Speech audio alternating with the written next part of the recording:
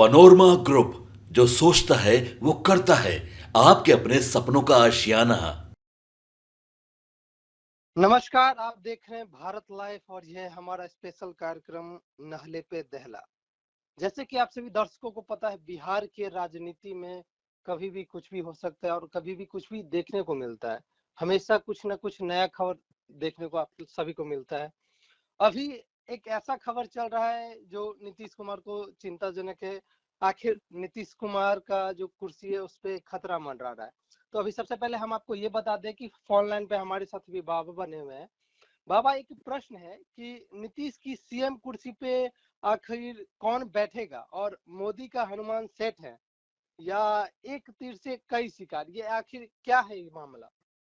देखिए, सबसे बड़ी बात है कि जो बिहार की राजनीति है, जी। वो लगातार नए-नए स्वांग रचती है। नए-नए तरीके से वो अपनी राजनीतिक पहचान बनाती है और ख़ास करके सियासत की बात करें, तो सियासत बिहार में खूब होता है। जी। इसके साथ-साथ सत्ता की बात करें, तो सत्ता में भी आपने देखा होगा कि पिछले 19-20 सालों से लगातार सत्ता कहीं न कहीं, पूरी तरह से नहीं बल्कि अगर 2010 की बात करें, तो 2010 से लेकर के 2015 तक में भी जी। सत्ता लड़खड़ाई। जी। जी। हालाँकि 2005 से लेकर के 2010 के बीच की अगर बात करें, तो वो एक नीतीश कुमार के लिए नया अनुभव था। मुख्यमंत्री की कुर्सी पर बैठे थे और उसके बाद नीतीश कुमार ने अपने तरीके से बिहार को ढालने की शुरुआत कर दी थी। जी। कहा जाता है कि बिहार के विश्वकर्मा के रूप में भी नीतीश कुमार को जाना जाता है। ये सारी बातें होती हैं, नीतीश कुमार के शुभचिंतक, समर्थक जितने भी हैं, वो यही बात जानते हैं कि नीतीश कुमार को कुर्सी पर बने रहना चाहिए। इसके पीछे का कारण आप समझ सकते हैं कि जी। 2005 से पहले के बिहार की जब चर्चा की जाती है, नीतीश कुमार जब-जब करते हैं, तो एक बार फिर से खास करके बिहार के उन लोगों को जो सवर्ण समाज से आते हैं या फिर गैर ओबीसी है, ओबीसी में गैर यादव ओबीसी हैं, ईबीसी हैं, दलित हैं, इन सभी लोगों को लेकर के एक ना एक कहीं न कहीं एक मन में संशय पैदा होता है कि नीतीश कुमार नहीं रहेंगे, अगर दूसरे के हाथ में रहेगा बिहार का बागडोर, तो हाँ क्या जी। होगा? इन जी। सभी परिस्थितियों से निपटने के लिए कई बार प्रयास भी हुए। कई बार आपने देखा होगा कि चाहे वो विपक्ष हो या सत्ता में बैठे लोग भी मुख्यमंत्री के नाम की घोषणा करते रहे हैं कि ये मुख्यमंत्री होंगे वो। हालाँकि हर पार्टी को ये अधिकार है कि वो अपने नेता को मुख्यमंत्री या सबसे शीर्ष पद पर देखने की चाह रखे। जी। ऐसी ही स्थिति में बिहार में लगातार आपने देखा होगा कि नीतीश को लेकर के, नीतीश की कुर्सी को लेकर के हमेशा सवाल खड़े होते रहे हैं और इसमें कई प्रबल दावेदार होते रहे हैं।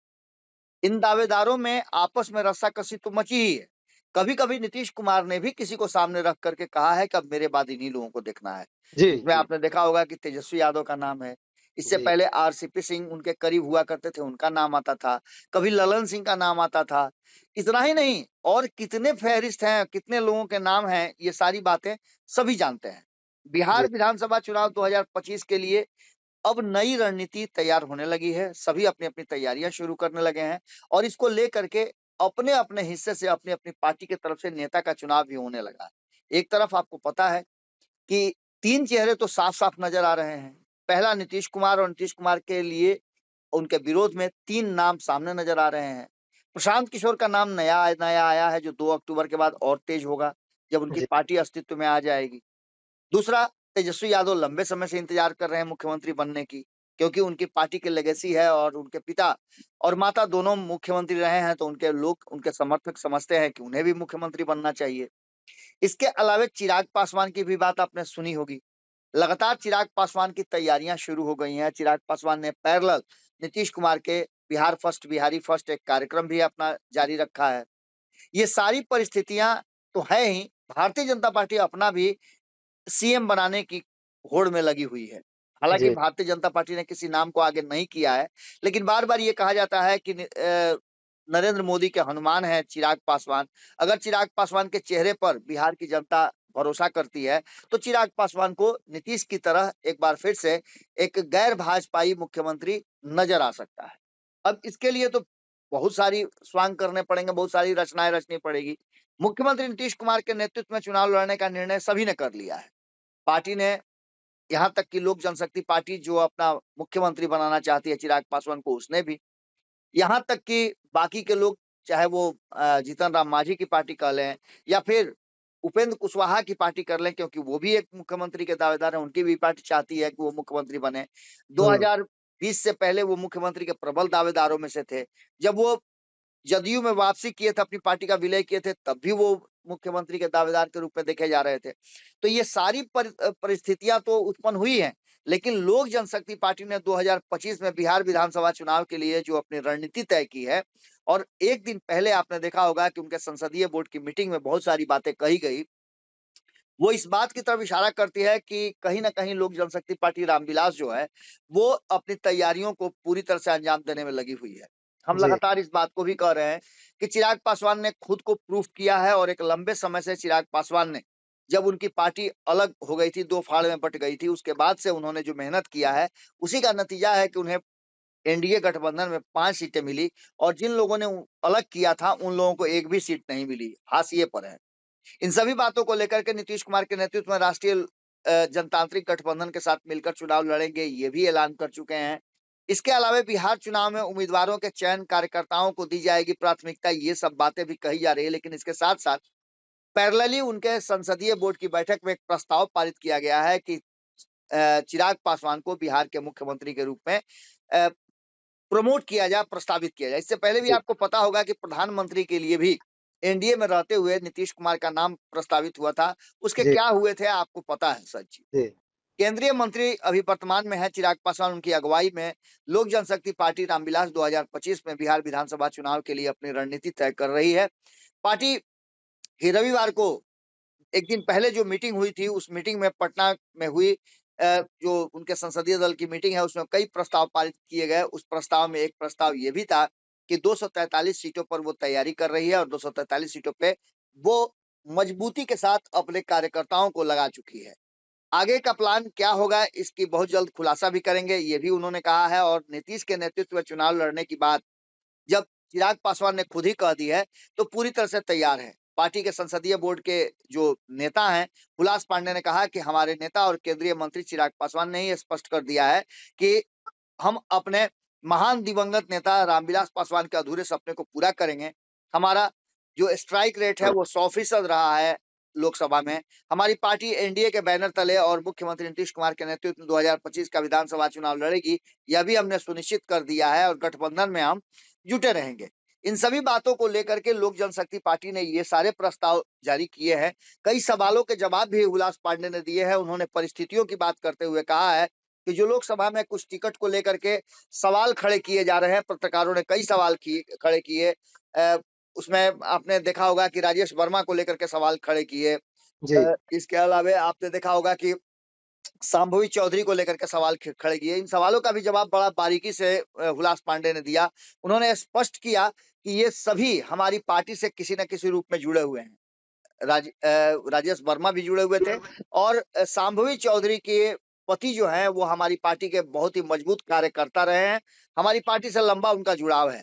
जो जी परिस्थितियां बनी थी समस्तीपुर में, उस परिस्थिति को लेकर के हमें इस तरह का टिकट देना था कि युवा भी हो, महिला भी हो, और महादलित परिवार से भी हो। तो जी ऐसी स्थिति में शांभवी पूरा फिट बैठती थी, इसलिए हमने उनको दिया। और उनके साथ और भी कई परिस्थितियां, ये सारी जी बातें कह करके उन्होंने स्पष्ट कर दिया, और कार्यकर्ताओं में जोश भरा कि जी अब जो 2025 का चुनाव हम विधानसभा का लड़ने जा रहे हैं, इसमें बाहरी नहीं बल्कि कार्यकर्ता ही चुनाव लड़ेगा। और इसको लेकर के उन्होंने बड़ा ही ठोक बजा करके बात की। इस मीटिंग में राजू तिवारी जो प्रदेश अध्यक्ष है वो भी मौजूद थे। उन्होंने एकजुटता के साथ एनडीए को 2025 में सरकार में लाने की बात कही। इन जी सारी समस्याओं के साथ साथ सीट शेयरिंग के समझौते पर भी बात हुई। उसको लेकर के भी कहा गया कि सीट शेयरिंग का समझौता भी बहुत बड़ी बात नहीं है, सीट शेयरिंग का समझौता भी हम आराम से निपटा लेंगे। इस बीच जी आपको बता दें कि नीतीश की सीएम कुर्सी पर कौन बैठेगा, इस बात को लेकर के जब जब चर्चा हो रही है, तो कहीं ना कहीं चिराग पासवान की तरफ हर आंख देखना शुरू कर दे रही है। मोदी जी के हनुमान है, अगर ये सेट हो जाते हैं, तो एक बात आप समझ लीजिए कि एक तीर से कई शिकार होंगे। आगे हम अगली खबर में इन सारी बातों का जिक्र करेंगे कि आखिर चिराग पासवान को अगर जी सीएम के रूप में प्रोजेक्ट किया जाता है, प्रमोट किया जाता है, तो उसके क्या-क्या फायदे होंगे, और एनडीए को उसका क्या-क्या लाभ मिलेगा। क्योंकि आप समझ सकते हैं कि कई जी ऐसी बातें सामने आई हैं, जो 2025 के चुनाव में झेलनी पड़ सकती हैं, या सामने बड़ी मुश्किल पैदा कर सकती है एनडीए के। इन सारी जी समस्याओं से निपटने के लिए देखना दिलचस्प होगा कि क्या फैसला एनडीए करता है। लेकिन वर्तमान परिस्थिति में जिस तरह से नीतीश कुमार की सीएम कुर्सी पर कौन बैठेगा, ये यक्ष जी प्रश्न हो गया है। इस प्रश्न का जवाब सभी खोज रहे हैं। जी जी।